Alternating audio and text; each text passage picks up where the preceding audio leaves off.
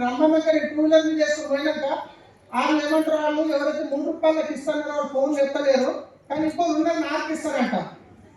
నాలుగు అయితే ముందు నాకేమంటుండే పరిస్థితి, కానీ అట్లాంటి పరిస్థితి ఉంది అప్పటికే. కానీ నా దగ్గర 10,000 లేవు. కానీ ఆ టైంలో నేను ఎవరికైతే వెహికల్ అమ్మినో కంటిన్యూ ఫైనాన్స్లో వాళ్ళు ప్రతి నెల ఈఎంఐ 2 రోజుల ముందు నాకు డబ్బులు వేస్తారు. 2 రోజుల తర్వాత ఈఎంఐ కట్ అయిపోతుంది. నేనేం చేసిన, ఇప్పటిదాకా బాగా ప్రయత్నం చేసిన, చెక్ బౌన్స్ కావద్దు, మళ్ళీ నా సివిల్ ఖరాబ్ అయితే కష్టమవుతుందని. కానీ ఆ రోజు డిసైడ్ అయినా నా జీవితంలో బౌన్స్ అయింది, చెక్ బౌన్స్ అయితే ఏంటి అని చెప్పేసి ఆ 10,000 తీసుకొని ఢిల్లీకి వెళ్ళిన. ఆ 10,000 తీసుకొని ఢిల్లీకి వెళ్ళిన. అక్కడికి వెళ్ళిన తర్వాత అర్థమైంది అసలు వెస్టీజ్ ఏంది, బిజినెస్ ఏంది. ఒక కలెక్టర్ హోదాలో ఉన్న వ్యక్తి బిజినెస్ చేస్తున్నాడు. మాట సరిగ్గా రాని వాళ్ళు లక్షలు తీసుకుంటారు, నడవడానికి రాని వాళ్ళు కుంటూ వచ్చి ₹1,00,000 తీసుకుంటారు. నాకు అన్ని బాగున్నాయి, మీకే అవసరం కూడా ఉంది. ఎసాను అలా డిసైడ్ అయినా నిజంగా మీటింగ్ పోయేటప్పుడు ఢిల్లీకి బల్మికే పోయినా, ఏదో సాగిపోతే తప్పదుగా ఆక్రమణ జూనికి పోతాం అన్నట్టు బల్మికే పోయినా. కానీ వాడికి పోయిన తర్వాత 3 రోజుల తర్వాత నా లోపల ఏదైతే ఫైర్ క్రియేట్ అయింది కదా, అక్కడి నుంచి నాకు అనిపించింది బాగా ఆకలిగా ఉన్న పిల్లికి ఎంతో చెట్లు పట్టుకుంటుంది. అర్థమవుతుందా? బాగా ఆకలి ఉన్న పిల్లికి ఎంతో పట్టుకున్నాను నిలుస్తారా? సేమ్ నేను కూడా వెస్టింగ్ అట్లనే పట్టుకున్నా. ఆ రోజు డిసైడ్ అయినా ఎవరు వచ్చినా రాకున్నా ₹1,00,000 వచ్చినాక బిజినెస్ తో నిలబడేది ఉంది, ముందుకు పోయేది ఉందని ఎవరి మాటని అప్లై మాట తప్ప అప్లై మాట పట్టుకొని సేమ్ చేసుకుంటా పోయినా 2 years పట్టింది. 2 years పట్టింది ₹1,00,000 రావడానికి. కానీ ఆ 2 years ₹1,00,000 2,00,000 దానికి టైం పట్టలేదు, ఆ 2,00,000 4,00,000 దానికి టైం పట్టలేదు. 7th క్లాస్ చదువుకున్న వ్యక్తి నా హైయెస్ట్ ఇంకా 13,00,000 పైన ఉంది. వెస్టింగ్ ఉంది. టాక్సీ డ్రైవర్గా పనిచేస్తున్నప్పుడు నేను బెంచ్ కార్ మీద డ్రైవర్గా వస్తే జీవితం ధన్యమవుతుందని ఆలోచించే వ్యక్తిని అదే బెంచ్ కార్ తీసుకొని జస్ట్ ఇప్పటికి నాది 35-40 వేల కిలోమీటర్లు తిరిగినంటే ఒక్క సర్వీస్కి 1,18,000 సర్వీస్ ఖర్చు వస్తుంది. ఒక్క సర్వీసింగ్ 15,000 కిలోమీటర్లు తిప్పి బెంచ్ కార్ సర్వీసింగ్ తీసుకెళ్తే ఫస్ట్ బిల్లు 1,18,000. ఒక బైక్ కొనవచ్చు. చాలా మంది డబ్బులు ఉన్న వాళ్ళకి బెంచ్ ఎందుకు కొన్నారంటే ఈ మెయింటెనెన్స్ ఎక్కువ ఉంటుందని చెప్పి కొనరు. కానీ వెస్టీజ్లో మీరు డిసైడ్ అయితే, నేను కొన్నాను గర్వంగా చెప్పట్లే, మీరు వెస్టీజ్లో డిసైడ్ అయితే 5 సంవత్సరాల్లో మీ ఇంటి ముందర బెంచ్ ఉంటుందని చెప్పడానికి చెప్తున్నాను.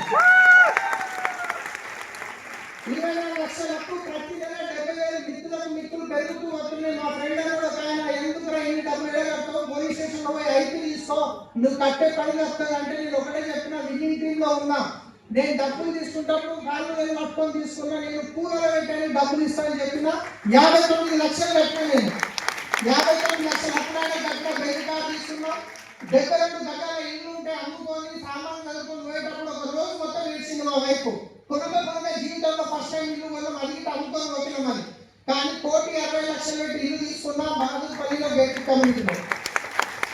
రైట్. సో నేను ఒకటే చెప్తున్నా, ఫుడ్ లేని వ్యక్తి, తినడానికి డబ్బు లేని వ్యక్తి, చనిపోదామనుకున్న వ్యక్తికి ఈ రోజు ఈ బిజినెస్ లో నేను ఈ లెవెల్కి వచ్చినంటే మీరు రావడానికి అవకాశం ఉందా లేదా? ఉందా లేదా? ఇంత హోప్ ఎక్కడికి వచ్చిందంటే ఒకటే అండి, గోపురం మీటింగ్ వెళ్ళాను. ఆ తర్వాత 6 నెలలకు ఫ్యామిలీ యూనియన్ వచ్చింది.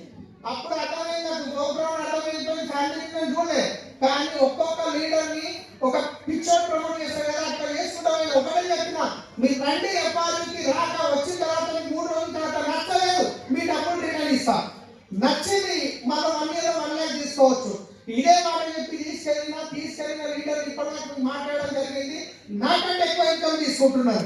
సో మీరు రెడీ ఉన్నారా? రెడీ ఉన్నారా? ఫ్యామిలీ యూనియన్ జనవరి 9, 10, 11 శంషాబాద్ ఎయిర్పోర్ట్ మహిళకి వెళ్ళిపోయే ఎయిర్పోర్ట్ శంషాబాద్ ప్లాస్టిక్ కన్వెన్షన్ లో ఉంది. సో కాబట్టి ప్రతి ఒక్కరు ఖచ్చితంగా మీ టికెట్ బుక్ చేసుకొని ఎఫ్ఆర్కి రండి. నేను చెప్తున్నా చూడండి, లాస్ట్ ఒక మాట చెప్పి క్లోజ్ చేస్తా. 1 నిమిషంలో ఎప్పుడు జీవితం మారదు, కానీ 1 నిమిషంలో తీసుకునే నిర్ణయం వల్ల మీ జీవితం మారుతుంది. సో రెడీ ఉన్నారా? ఇంకొక మాట, చాలా మంది ఇక్కడ పెళ్ళైన అనుకుంటున్నారు, అమ్మ 5,000 ₹40,000 మీరు ఒక్కరిని పోతే చాలు, నేను కట్టనే అనుకున్నారు. 2 నిమిషాలు క్లోజ్ చేస్తా.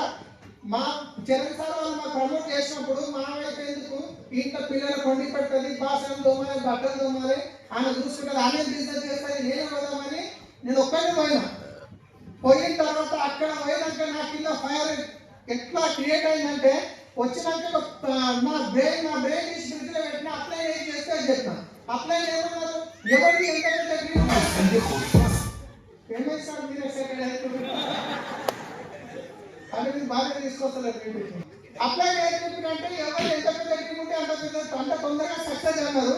నేను ఏం చేసిన, స్టేషనరీ షాప్కి వెళ్ళినా, కలర్ పేపర్ తీసుకున్నా, మా ఇంట్లో కూర్చున్నా, షార్ట్ ఉండే ఫోటోలు ఇది ఉండే చూడవచ్చు. మీరు కూర్చొని రాసుకున్నట్టు 2 కోట్ల ఇల్లు, 1 కోటి రూపాయల కారు, 2 లక్షల ఇన్కమ్, మా వైఫ్కి బంగారం, మా పిల్లలకి మంచి చదువు అని చెప్పి రాసుకుంటే, మా వైఫ్ పక్కన కూర్చొని ఏమైనా ముందు బాగుండే బిల్డింగ్ వచ్చినాక కోట్లు రాస్తున్నాడు.